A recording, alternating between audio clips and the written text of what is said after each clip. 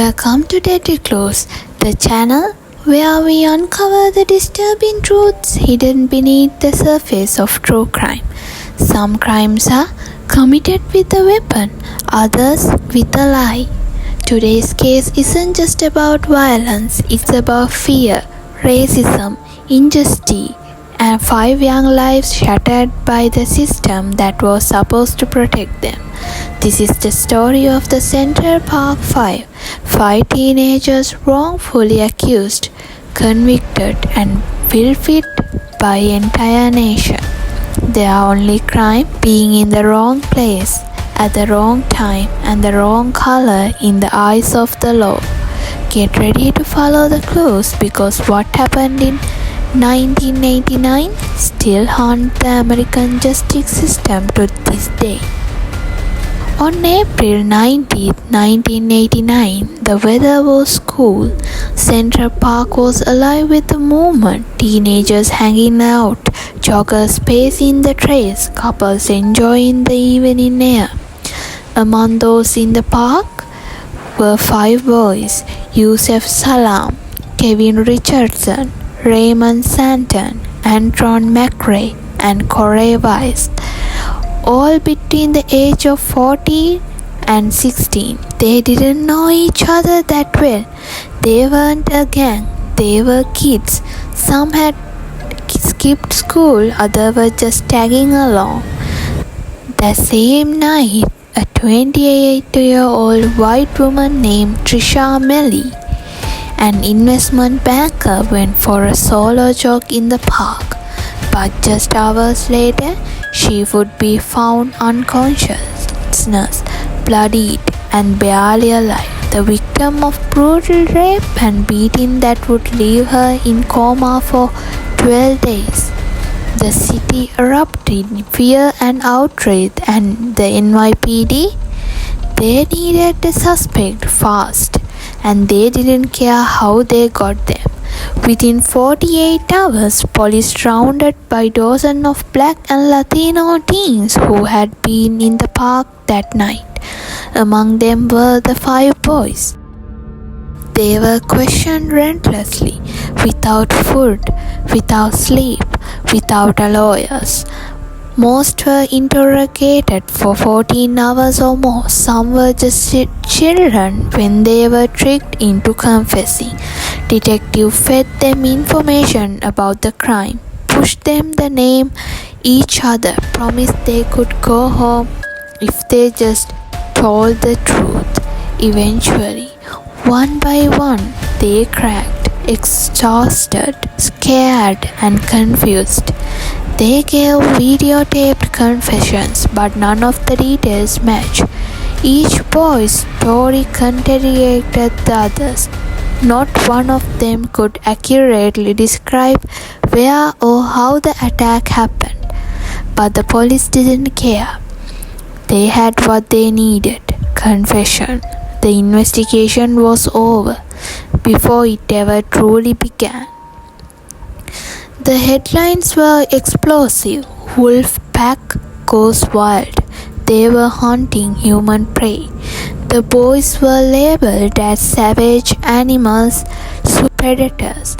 One high-profile real estate developer even took out full-page newspaper ad calling for their executions.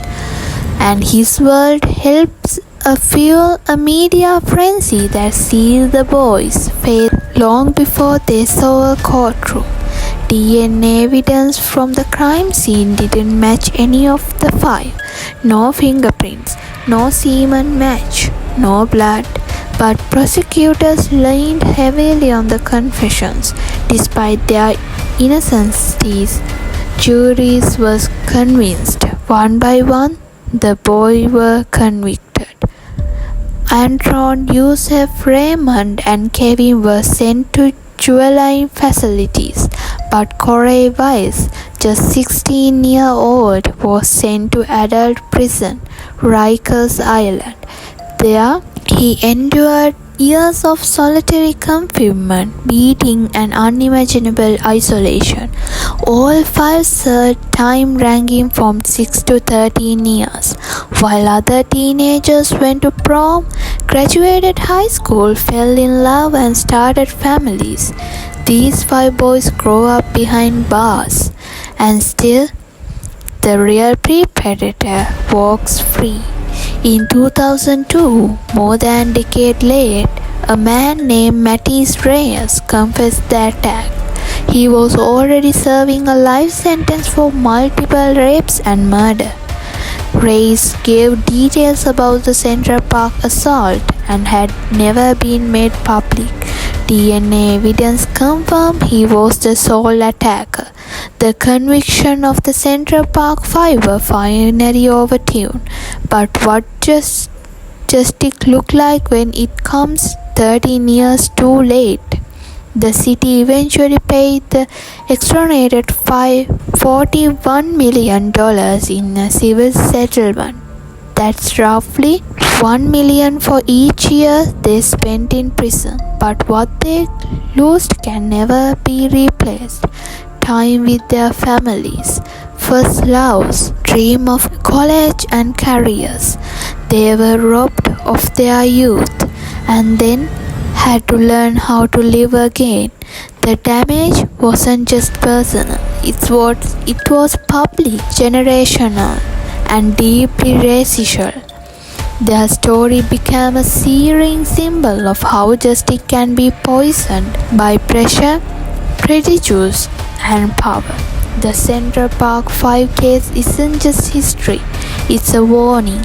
A warning about how quickly a society can turn against its children, about how easily truth can be buried by convince, and how deadly the consequences can be when the system values a win over what's right. These 5 men, now in their 40s, speak out not just for themselves but for the voiceless, for the wrongly accused, for the systems forgotten, and for the next generation. And their message is clear. This could happen to anyone. Thank you for watching this powerful and painful journey through deadly clues. The Central Park 5 were victims, not of strange in the dark, but of fear, racism, and justice system willing to destroy life to preserve its image. If you found this story meaningful, subscribe and turn on notification.